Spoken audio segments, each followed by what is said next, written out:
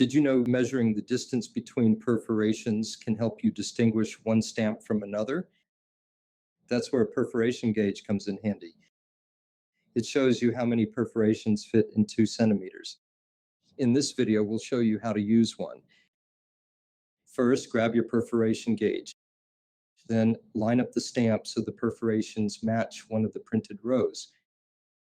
Slide the stamp around until you find the perfect fit. Remember, if it's not perfectly lined up, it's not the right gauge. Make sure you measure both the vertical and horizontal sides of the stamp, as some may have two different measurements. Here are a few different types of perforation gauges you can choose from. You use the same process with any of them.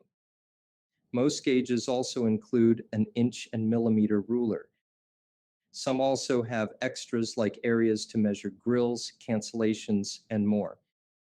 Here are a few more examples you can use as a reference guide.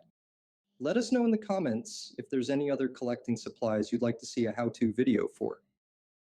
Enjoy the rest of the video, and as always, happy collecting.